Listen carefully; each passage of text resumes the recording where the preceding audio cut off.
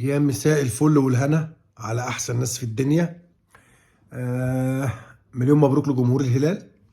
الهلال السعودي الطرف الاول في النهائي، زي ما الحمد لله توقعت. انا كنت متوقع نهائي عربي. او بلاش اقول اتوقع، علشان في ناس هتقول لي ازاي تتوقع نهائي عربي؟ فرقه من البرازيل، فلامينجو، فرقه كبيره، فرقه عريقه، ريال مدريد، تقريبا اعظم نادي في تاريخ كره القدم، بالارقام، بالاسم، بكل حاجه. بس خلينا نقول ان انا كنت بحلم، بلاش كنت بتوقع. حلمت ان النهائي يكون عربي ان شاء الله بين الهلال والاهلي. بصرف النظر عن مين هياخد البطولة، بس بجد انا حلمت ان النهائي يكون عربي. والحمد لله، مليون مبروك لجمهور الهلال السعودي، اول طرف في النهائي. نص حلمي اتحقق تقريبا. ان شاء الله النص التاني يتحقق بكره والاهلي يفوز 2-1 زي ما انا توقعت، او زي ما انا حلمت. بلاش نقول توقعت عشان في ناس بتزعل من الموضوع دوت. انا راجل مدريدي اهلاوي، او اهلاوي مدريدي، بس طبعا عندي الاهلي رقم واحد، الاهلي وبس.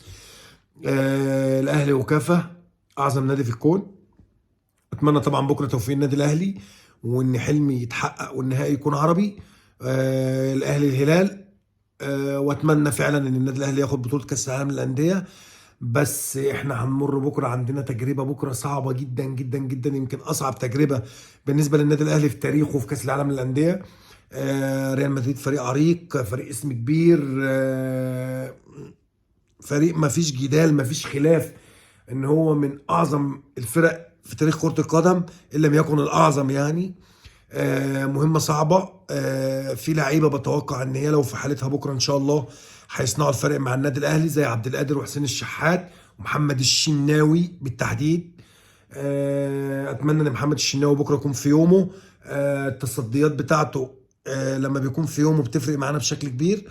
اتمنى التوفيق للاعيبه النادي الاهلي، اتمنى التوفيق لكولر في قرايه الخصم كالعاده، وفي وضع التشكيل، وفي التغييرات، وفي قرايه المباراه.